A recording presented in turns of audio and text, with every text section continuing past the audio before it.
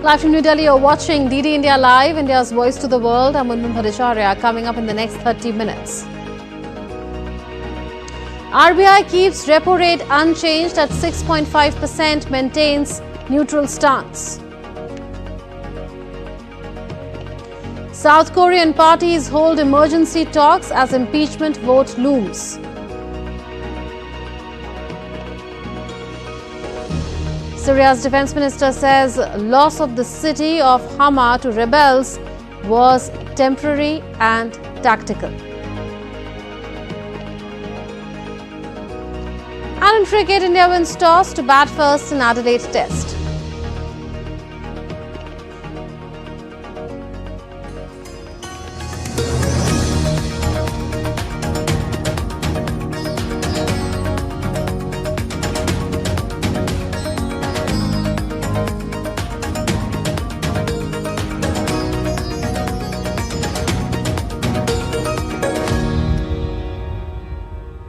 The Reserve Bank of India has decided to keep the benchmark repo rate unchanged at 6.5% for the 11th straight meeting. Announcing the fifth bi-monthly monetary policy of FY25, RBI Governor Shaktikanta Das said that the members decided by a 4-2 majority to maintain the monetary policy stance as neutral. The Monetary Policy Committee decided by a majority of 4:2 to keep the policy repo rate unchanged at 6.5%.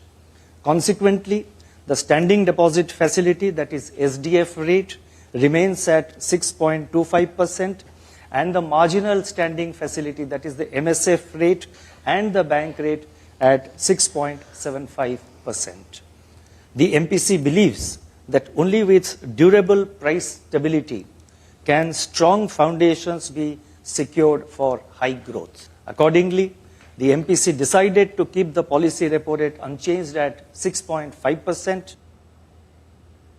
The GDP projection for financial year 2024-25 was also slashed to 6.6% from the earlier 7.2%.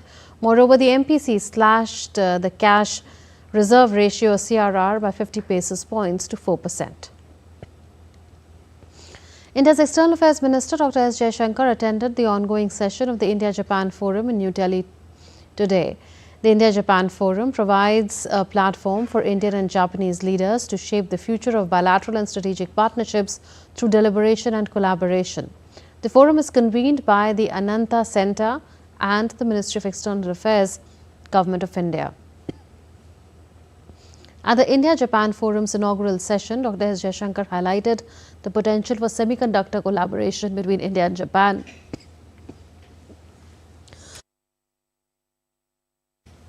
and emphasized its significance in reshaping global geopolitical dynamics. I don't think there is a weak link in the Quad at all. In fact, it's very interesting if you ask, let us say, somebody like Mike Pompeo, saying, okay, at the end of your tenure as Secretary of State, tell me 4 or 5 big achievements, he would put Quad one of them. I suspect if you ask Tony Blinken the same question next month, he'll probably give you the same answer. So the fact is today, meeting by meeting, quarter by quarter, year by year, level by level, Quad is actually growing. You look at the agenda of Quad, it's actually one of the most expansive sort of intergovernmental coordination that is today in evidence. The nation remembers Bharat Ratna Dr. Babasaheb Ambedkar, the architect of India's constitution and a beacon of social justice, on his death anniversary. The day is widely observed as Mahaparinirvan Divas.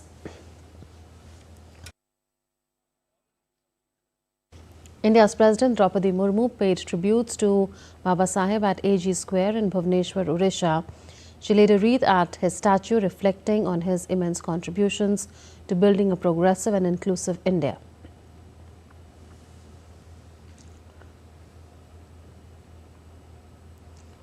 While here in Delhi at Prerna Sthal in the Parliament House complex, Vice President Jagdeep Dhankar, Lok Sabha Speaker Om Birla and Prime Minister Narendra Modi, besides other dignitaries, paid floral tributes to Babasaheb.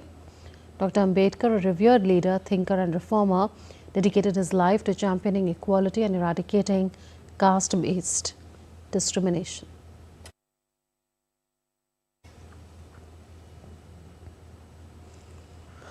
In line with his commitment to showcase the cultural vibrancy of Northeast India, Prime Minister Narendra Modi will inaugurate Ashtalakshmi Mahotsav on Friday in New Delhi.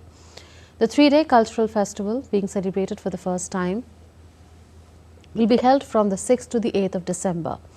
It will highlight the vast cultural tapestry of Northeast India, bringing together an array of traditional arts, crafts and cultural practices.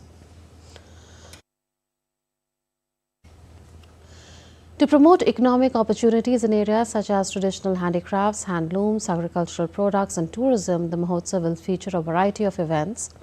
The Mahotsav will have design conclave and fashion shows displaying the rich handloom and handicraft traditions of Northeast India at the national stage.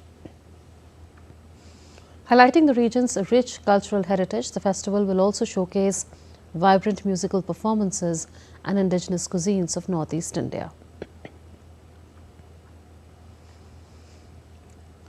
The Indian Parliament will resume its daily proceedings of the winter session on Friday, with the lower house of Parliament set to take the Railways Amendment Bill 2024 and the Disaster Management Act 2005 for consideration and passing. While in the upper house, Minister of State for Information and Broadcasting Dr. L. Murugan will make a statement regarding government business for the week commencing Monday.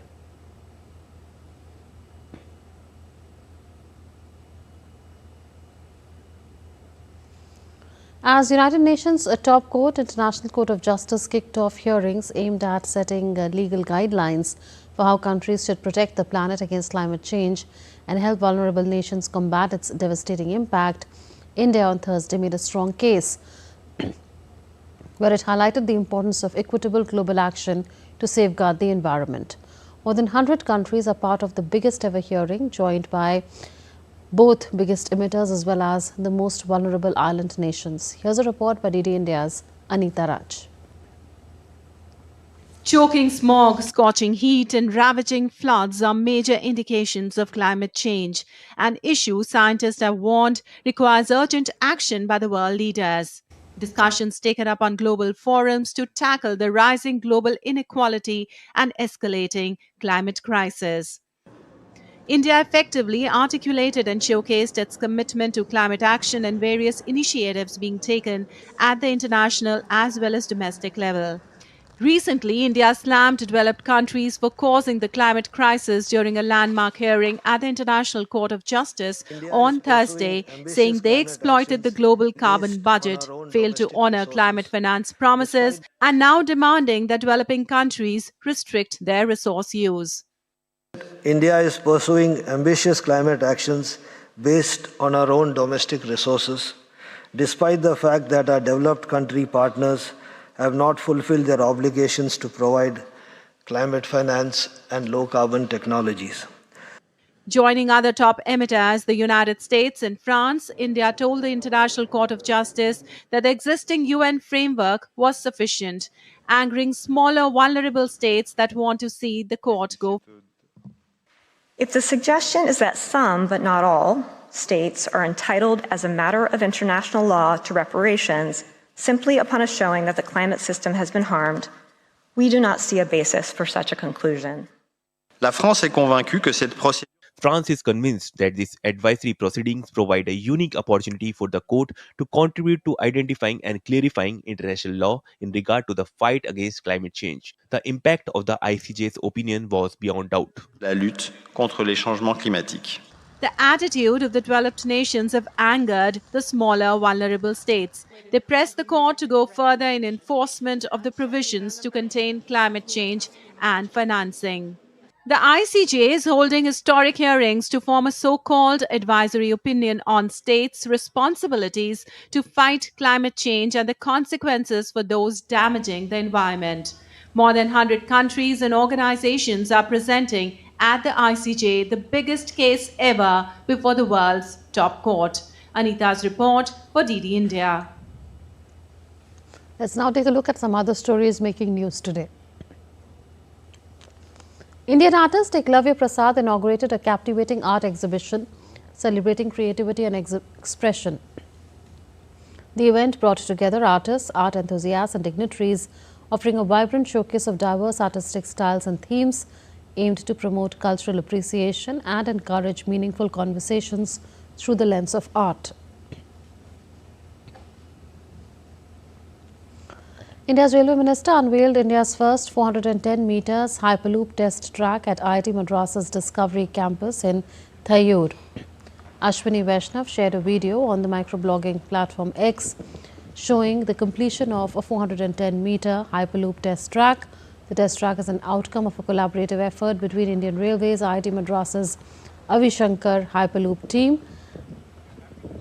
and Tutur Hyperloop, a startup incubated at the institute. A 12th class student from Gwalior, Madhya Pradesh has created a remarkable drone designed to function as an air taxi.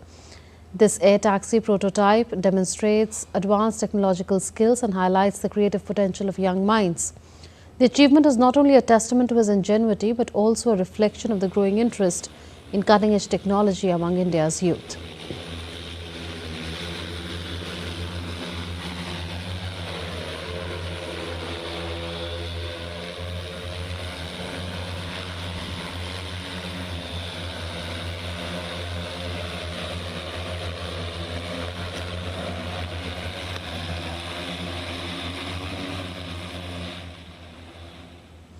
Making elaborate security arrangements for the world's biggest religious gathering, Mahakumbh, the Mela police have decided to use advanced technology to restrict the use of illegal and unlicensed drones. The authorities have acquired specialized counter-drone technologies and software to neutralize illegal drones without causing unnecessary harm. The state police will deploy a total of 20 advanced drones to maintain strict surveillance in the Mela area.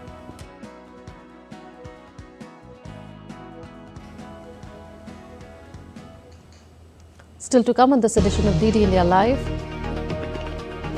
Australian police search for 2 suspects over arson attack on Melbourne synagogue.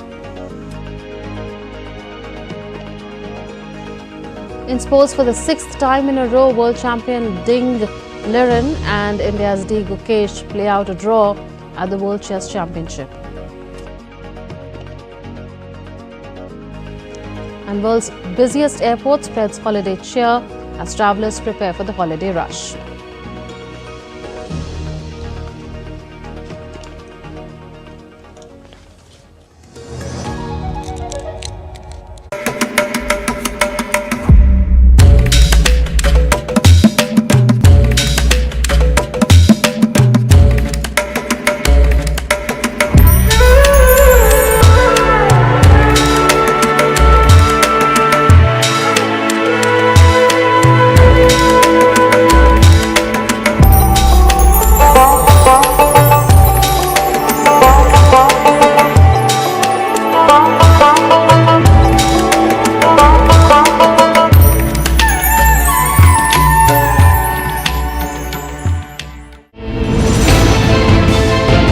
Geopolitics and trade deals. Economic challenges amid development. Hard work and the path to prosperity. It's the economy always. Between walkers, money is what money does and says. Supply creates its own demand. Between the bulls pulls and bears tears. When supply chains globalization and India rises to the podium. We'll get you centered with the economic brief at 8 p.m. every Thursday on DD India.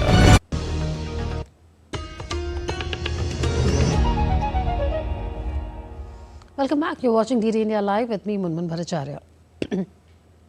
South Korea remains on high alert amid widespread reports of another looming martial law declaration. However, the defense minister refuted such reports, saying he would not obey any such order. The reports came as the country's civic group of military human rights claimed the suspicious circumstances of a second martial law declaration had been detected. Organization's head said several army units have been ordered to wait for an emergency call for the day after the impeachment vote of President Yoon Suk Yeol. This came as main parties continue to hold emergency meetings, while South Korea's ruling party leader said that President Yoon needs to be removed from authority for the safety of the country for trying to impose martial law, but stopped short of urging members to vote for impeachment. Yoon shocked the nation and his own ruling People Power Party on Tuesday when he announced he was imposing martial law in order to root out anti-state forces and overcome obstructionist political opponents. He reversed course about 6 hours later after Parliament, including some members of his party, who voted to oppose the decree.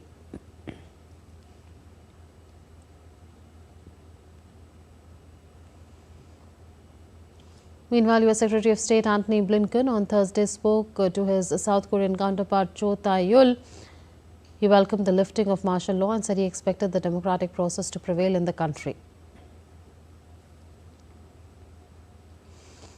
On to updates from Syria now. Syria's defense minister said that the situation in the city of Hama is under control and the advance of Takfiri terrorists was the result of a temporary tactical measure by the country's forces. In a televised interview, Ali Mahmoud Abbas detailed the army's measures to defend the strategic city of Hama. Abbas affirmed that Syrian forces are still positioned in the vicinity of Hama and are fully prepared to carry out the national and constitutional duties.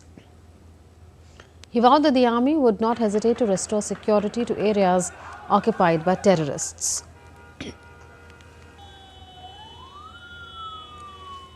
I affirm that what happened in the city of Hama today is a temporary technical measure. Our forces remain positioned around the city of Hama, fully prepared and ready to carry out their national and constitutional duties. Earlier on Thursday, Syrian rebels captured the city of Hama after the military withdrew its troops from Hama, in another setback for President Bashar al-Assad. HTS fighters and their allies took over Hama Central Prison and released inmates amid fierce battles, while the military said it had redeployed troops outside the city. The rebels took the main northern city of Aleppo last week and have since pushed south from their enclave in northwest Syria. Fighting has raged around villages outside Hama for 2 days, but once rebels entered the city, the battle ended in hours.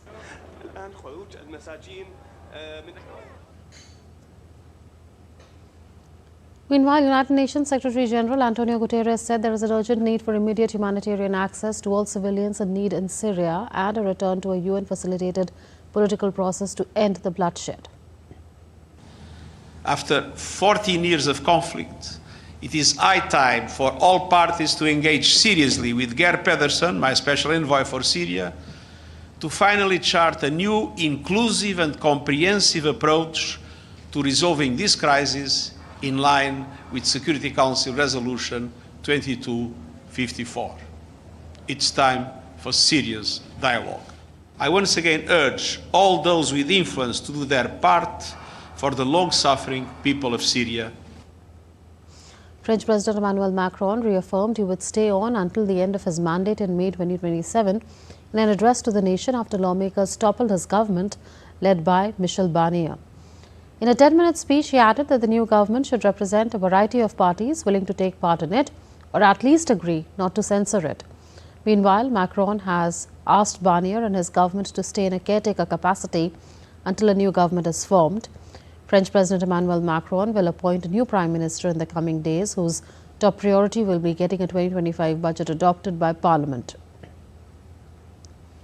A special law to roll over the 2024 budget and avoid any gap will be put forth by mid-December. Then the new government will prepare a full budget early next year, in particular to account for inflation, for a vote by Parliament. I will never take the blame for the lack of responsibility of others, and notably lawmakers, who choose knowingly to bring down the budget and the government of France a few days before Christmas. The mandate you democratically gave me is a 5-year mandate, and I will carry it out fully until the end. We can't allow ourselves to be divided or to do nothing. That's why I will name a prime minister in the coming days. I will ask them to form a government in the general interest, representing all the political parties who can participate in it, but at least who agree not to bring it down. In Romania, several thousand rally in capital Bucharest in the support of a pro-European presidential candidate a few days before key elections. Demonstrators said they fear their democratic rights are under threat.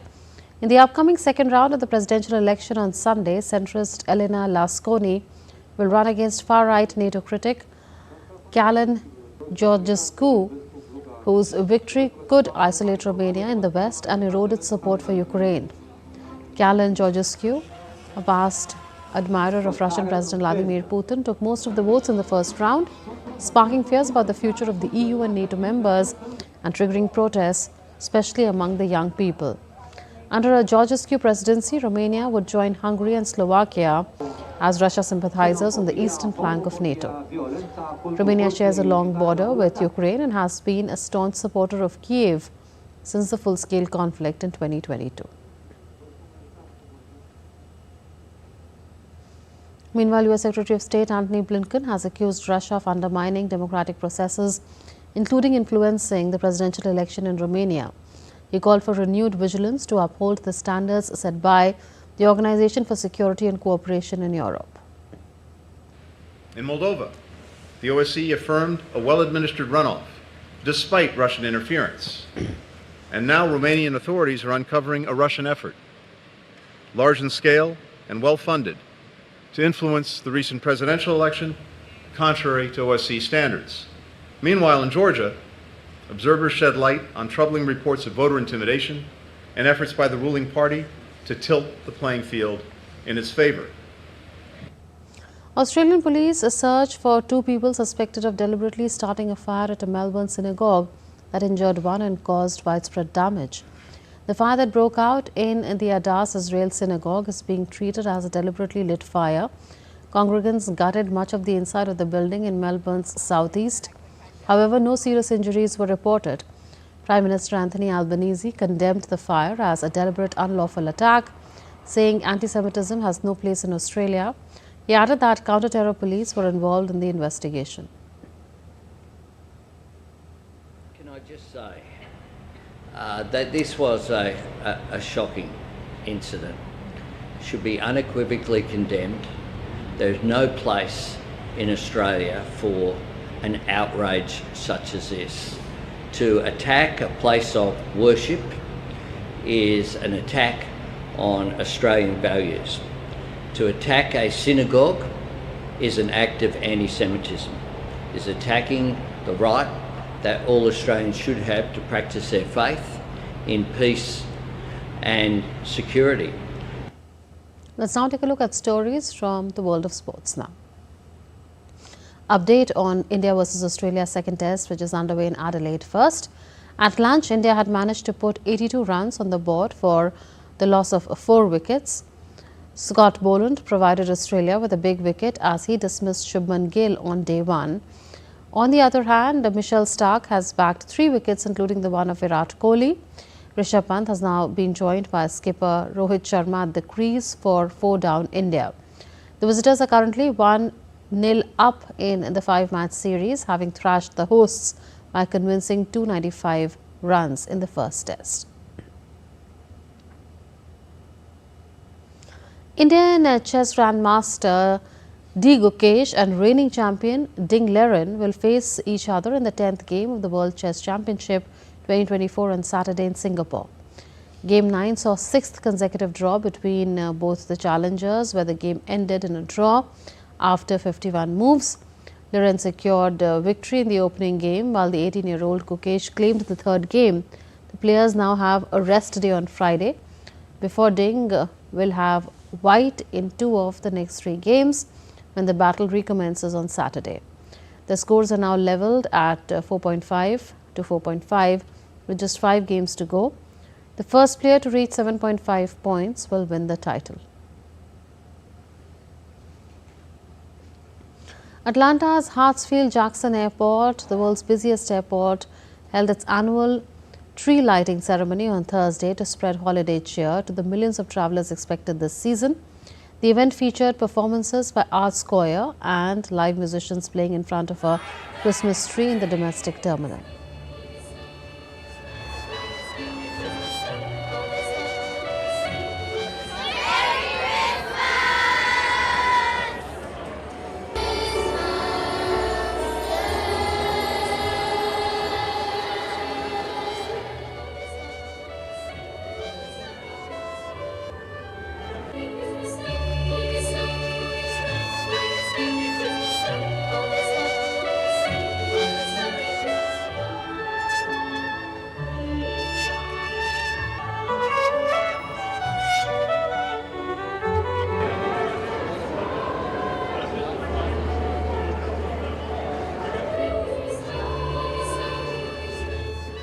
This is a wonderful time to be here. That just everybody looks so upbeat and happy, and the program was wonderful. This is the time for us to go and see that family and share Christmas with them. India's public broadcaster Prasar Bharati has recently launched Waves, entering the field of OTT platform. Waves provides a complete infotainment ecosystem to digital media and OTT audiences. So if you want great content for free, then download Waves today. We'll be back with more news as it breaks here on DD India. This is Munmun Bhattacharya from all of us here in Delhi. Thanks for watching DD India Live. Namaskar.